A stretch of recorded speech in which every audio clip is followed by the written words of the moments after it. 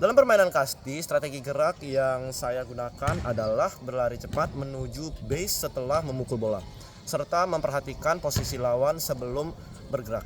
Nah, strategi ini cukup efektif karena membantu saya menghindari terkena lemparan bola dan meningkatkan peluang tim untuk mendapatkan poin tambahan. Namun, terdapat beberapa kekurangan dalam strategi yang saya lakukan. Pada beberapa kesempatan saya terlalu terburu-buru berlari tanpa memperhatikan jarak lemparan bola lawan, sehingga hampir membuat saya tereliminasi. Dari hal tersebut saya menyimpulkan bahwa strategi gerak harus disertai dengan pengamatan situasi lapangan, bukan hanya mengandalkan kecepatan. Yang bisa saya tingkatkan pada kedepannya adalah saya akan lebih fokus pada timing berlari, komunikasi dengan teman satu tim, serta membaca arah bola dengan lebih baik agar strategi yang saya gunakan menjadi jauh lebih efektif lagi. Nah, situasi yang paling menantang yaitu ketika lawan berhasil menguasai bola dengan cepat setelah saya memukul bola. Dalam kondisi ini saya harus mengambil keputusan dengan cepat apakah tetap berlari ke base berikutnya atau berhenti di base yang lebih aman. Nah, keputusan ini sangat mempengaruhi hasil permainan karena jika saya salah mengambil langkah, maka tim bisa kehilangan kesempatan mendapatkan poin. Dari situasi tersebut, saya juga bisa belajar bahwa lagi-lagi analisis kondisi lapangan dan koordinasi dengan satu tim sangat penting dalam menentukan strategi permainan yang efektif. Dalam permainan kasti yang kami lakukan, penerapan fair play sangat mempengaruhi jalannya pertandingan dan hasil permainan. Salah satu contoh konkret adalah ketika terjadi perbedaan pendapat mengenai keputusan wasit tentang apakah seorang pemain terkena bola atau tidak. Tim kami lebih memilih untuk mengikuti keputusan tersebut sehingga permainan dapat berjalan tanpa gangguan, sehingga ritme pertandingan pun tetap terjaga.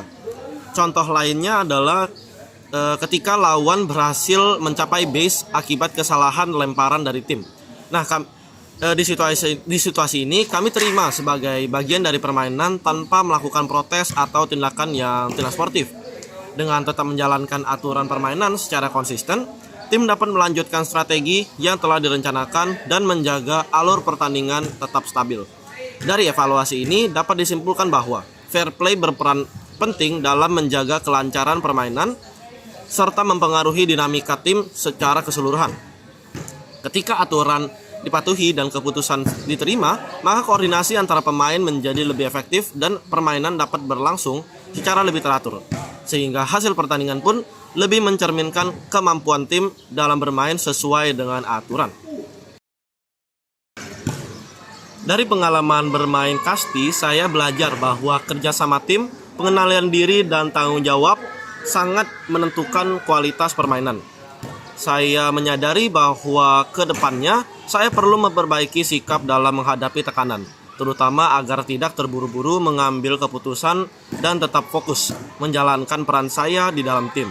Selain itu, saya juga perlu meningkatkan komunikasi agar strategi yang dijalankan lebih terkoordinasi dan juga efektif. Nah, nilai fair play yang ingin saya terapkan tidak hanya dalam aktivitas jasmani saja, tapi juga dalam kehidupan sehari-hari adalah kejujuran, menghargai orang, dan menerima hasil dengan lapang dada. Semua hal tersebut juga sejalan dengan nilai Kristiani yang mengajarkan kasih, kesabaran, kerendahan hati, dan penguasaan diri dalam setiap tindakan kita.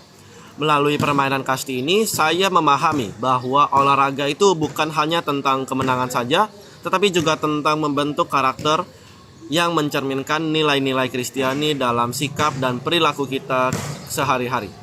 Maka untuk mengakhiri video ini, saya akan menutupnya dengan sebuah ayat. Segala sesuatu yang kamu perbuat, perbuatlah dengan segenap hatimu, seperti untuk Tuhan dan bukan untuk manusia. Sekian saja video untuk hari ini. Sampai jumpa di video selanjutnya. Dadah!